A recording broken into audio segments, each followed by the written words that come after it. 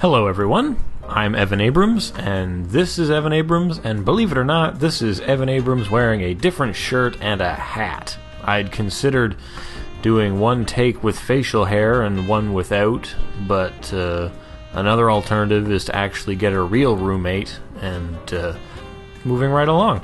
Today I'm going to show you how to make muzzle flashes, which are those fun things that come out of the front of guns and really let you know that shit's going down.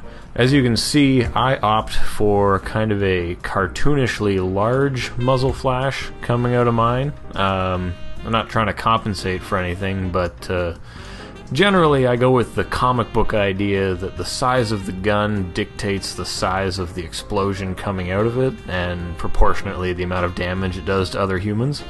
I suppose this is kind of a video game problem as well. Since most of my actual gun experience comes from watching G.I. Joe, I have very little respect for firearms. I'm just joking. I actually find hunting and all that stuff to be pretty good, and should you handle real firearms, I recommend that you definitely give them the deference they deserve, because they will blow your face off. In this case, everything's safe, this is just a toy, and this is just a tutorial, so let's get into it. There are a few elements that we're going to be working with. These here are from the Action Essentials pack by Video Copilot. Fantastic resource. I recommend anyone who wants to make action movies invest in this. It will save you a lot of time and money. Or you can make your own by taking some pictures at the gun range, or by Googling muzzle flares and flashes and whatever you call these things. That's what they are. The point of the story is this is actually made up of 3 different elements. So it's one head-on and then a couple of other ones, and you know, we'll see when we get into it. So let's I've done some pretty crazy crap in this one, so let's just go File, New Project. I don't see anything weird about the way I say new. Do you? So, first thing we want to do is import a file, and I'm going to import, make sure I've got, yeah, there I am. The roommate is in fact a clone trick that I put through because I think I'm incredibly clever. I'm not really as clever as I think I am some days, but you know what, that's not important. So let's just go ahead to a spot in which we know that I'm going to need a muzzle flash for it. Preferably one where I'm shooting at the camera so we can have, you know, the most effect, and really, yeah, that's close enough. When you're looking to see when you should put the muzzle flash in, you want to look for the moment before it pushes back. Light comes out as soon as the force is applied to the gun, so the light travels incredibly fast. It's probably the fastest thing I know. So that comes out first, and then the recoil happens. Or, you know, depending on what your frame rate is and stuff, it might be different for you. But just so you know, you want to look for that fast kickback and then have it there. So, like I said, the muzzle flashes that I use are actually made up of multiple elements. So let me just go ahead and bring those in. We've got a bunch of muzzle flashes here, and if we have a look at them, you can see from the side, slightly different from the side, and one head-on. And if you don't like this head-on one, that's fine, you can always use something else, but really this is just an example to show you how it goes. What I do is I use 3D, kind of a node system. I use null objects to really tie everything together. So step 1, make a null object, make it 3D. Step 2, bring out all of your footage here, clunk, clunk, clunk, clunk, clunk. Make it all 3D, select all of them, line them up with the start here, with where your playhead is, where you want the burst to be at. So when you put your playhead somewhere, you hit the open square bracket key, and that'll line up the layer's start time with that time. And at this point, we can solo these layers, and everybody's 3D, that's good. Now, the next thing to do is find the one, I've totally forgotten which it is. Alright, so we want at first to do the head-on one. Now, you can kind of see where most of the explosion emanates from. You want to try to put that right at the apex of this, because that is going to be our new anchor point. and then we take this and we parent it to that null object. Boom. Another thing to do at this time, I use these rulers here to kind of define for myself so I remember, because sometimes I forget where I want the center of things to be, and it's right there. So again, just to make sure this is lined up centrally enough. Now it might not look visually like this is the center, you have kind of a lopsided poof on this side and that, but this is a photo, or a video rather, of a real shot going off, so that's really how it goes. It's not perfect and symmetrical, you know, so just remember that if anybody says, hey, it doesn't look symmetrical, you just tell them off. Here you can kind of see right where the exit point actually is, and we actually want this to be perpendicular to the flat one, so I'm going to take this and we're going to, so you can see, rotate it. See how this is rotating, and we rotate it over 270 like that, and now when we parent our new friend here, the sideways one, to it, it's going to be attached, so when we rotate it, we have this going on. Isn't that fancy? That's just darling. Alright, let's bring in our last element, and this one here. You could duplicate one of the other ones if you want. I find that this just gives us a little bit more variety. And the same thing again, we're just going to rotate this 90 degrees, and then we parent to that null object. So now when we move the null object around, you know, as we so desire, you can see you get this kind of an effect going on. And you're probably wondering, you know, Evan, what is the point of having this strange flaming Christmas tree? I don't even know what we're gonna do with it yet. Well, you know, for one, we take all of these and we change the blending mode. All of them go to add, so they all become one large thing. Yeah, is it starting to make more sense now? Starting to come together? See what we're doing? Saving ourselves some aggravation later. So let's just go ahead and reset that position there, and take the solo off of all these. Now we don't want to affect any of those right now, so let's lock them down, and we'll only move the null object. And we move it over here, and in fact, let's not even look at those. Let's only look at the null object. And if we position it so that this is right on the end of the gun, right there, and then we rotate this thing around so that it kind of looks like it lines up with what the plane of that gun might be. Like if you taped a piece of cardboard right onto the front of it, you know, and it just came off as a square. Some people say that I come off as a bit of a square. I try not to let it get to me though.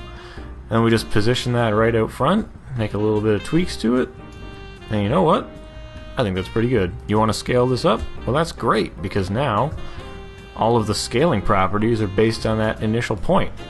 Oh boy, that's a doozy. Look at that. Look at that. That is hot stuff coming off of that. Alright. Feeling good. So far so good. Another thing to consider is blurring it up a little bit. Using what would be perhaps a fast blur. Just go ahead and apply it to one of them, and as long as you've done it to the right one, you'll be able to notice how it's a little bit blurry. Let's put it at a 5, copy that effect, paste it to the others, and another thing that helps us out is a glow. So put a little glow in there. And what you want to do is actually put the glow radius quite high. This is 1080p stuff, so let's put this at 250 so we get that. Pump up the intensity a little bit even. Maybe at like a 1.8 or something. Now what that's doing is really just causing the area around it to glow. You know, it doesn't have to be that big. Maybe like that. And you kind of want it to just be affecting it so much that it's like it is a light source in the scene. Let's copy that glow and apply it to the other two. Boom. Hey. Things looking better already. You know, and all the while, if you want to make little tweaks to it, that's fine. And, you know, maybe this isn't quite the angle you like. You can kind of, oh, that's kind of good. Maybe like this, or kind of like that. You know, if you find one of these is causing you an aberration, just be like, you know what, I don't want to look at it anymore. You know, that's good enough. That's good enough just like that. Yeah, I'm sold. I prefer to use things as a unit in this 3D way for a lot of reasons. One, for the next thing, we just take all of these, duplicate them, you know, move them along in the timeline a little bit, and then just reposition them as needed. And you've only got one control point to worry about, and you can create many variations of it really quickly, just by rotating this around. Wow! Suddenly it's something totally new, totally different, and you can kind of make it point off in a slightly different direction, you know. Just a little bit of difference. That's completely wrong though. I ruined it on that one. So you can see that easily you go blam, and then blam. Now it also creates quite an abundance of smoke when you start using multiple elements too, so that's definitely something to consider. And usually goes by so fast that you won't even notice how much smoke is being generated. So it can be important to try to put more out there if you can help it. And yeah, so that's about it for doing the actual muzzle flare part. Now, another thing that's important to put in is you want to have what's called reactive lighting. Now, reactive lighting can be done, and one of the more popular ways to do it is to either duplicate your original source layer, put it above everything, and switch its mode to add. So, ooh, that's hot stuff. Okay. Now, you don't want to be adding to all of the scene. Just look and see if this is where the light's coming from. Where's it gonna hit? You know, where will it paint its light? And generally, it's gonna paint it along the front of your actor, and especially along these light areas here. Now, I've kind of cheated because I've put a light actually in front of me, which is actually over here somewhere. So I kind of know, well, I just have to punch up the light areas that already exist, and I just have to punch up the shadows that already exist. So that's what I'll be doing. So generally, you know, you're going to need to do a couple of things with this to make it look not crazy. One is going to be taking its opacity down a little bit. You're going to want to use that mask and feather that out substantially. In fact, you can take its opacity right down to like 20 or even 15, and you only want it to last for a couple of frames. 2 or 3 frames will do, and during those frames you would like its opacity to go from its starting high to absolutely nothing, down to 0, so that it kind of comes on and fades. Maybe fade away a little bit faster. Boom. So that's good. We've got the brightness part, but what about these shadows? As we're intensifying the light here, the shadows as well should be made brighter. Well, not brighter, but as a light source becomes brighter, the shadows become darker by increasing the contrast. So let's make a new adjustment layer. Now let's trim that up so that it's as long as this. Whenever I'm using the trim command, I'm holding down Alt or Option, and I'm hitting the 2 square brackets to define new in and out points for the layer. This is called trimming, so I burn through that pretty fast a lot. So let's set the adjustment layer down here, and we want the adjustment layer to work on a brightness and contrast. Now you can kind of play with this depending on what your scene and your color is like, but I know that for me I need 25% more contrast and about -5 out of darkness. And, no, actually, you know what? Maybe the darkness thing I don't need. Yeah, that'll do. Now, again, you want to mask out the area choose the area where the darkness is going to be happening. You can see, oh yeah, out here on the jeans, out here is, you know, that kind of area. And try not to worry about overlapping too much of the light areas either, because quite frankly, when you're applying the contrast to them, those are going to become brighter as well. Now, let's see how that's looking. Oh yeah, that's pretty good. And again, with this mask, you're going to want to feather it out quite a lot. 100 should keep you safe. Oh, there's still quite a definition there. Let's whip that up to $1.65. And I think that'll do it. The other thing to do is to tie its opacity into the opacity of the layer above it. So I use the pick whip and an expression to say, as this layer's opacity changes, so changes this one. Except, you know, not quite to the same degree.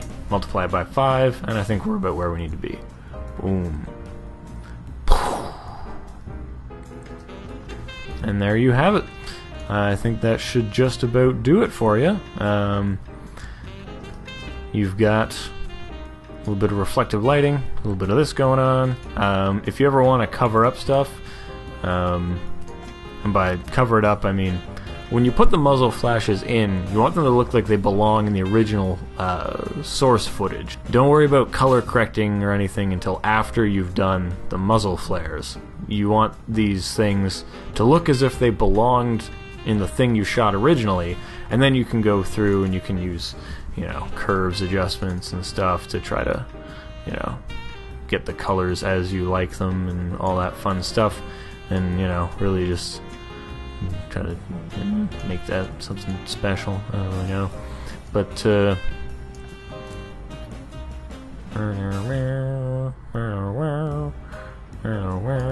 I'm in the Matrix. That's what we're looking at. So yeah, and that'll be about it. So just remember that you want the muzzle flares or flashes or whatever you call them to be, you know, looking like they belong in the scene. And yeah, you know, this looks kind of funny, but you know, it's a bit of a haze that comes out. Anywho, that's about it. That's how to make muzzle flashes quick and dirty. The other thing that really adds a lot of oomph to your visuals is going to be getting good sound of gunfire, and making sure its reverberation is similar to that of the room. So this is a small room, so you'll hear that I tried to get it kind of like it was ringing off the walls a little bit. The acoustics in this room are actually quite horrible, so trying to replicate that was a bit of a challenge. And I'm a little bit terrible at audio, I'll admit, so it probably doesn't sound quite right.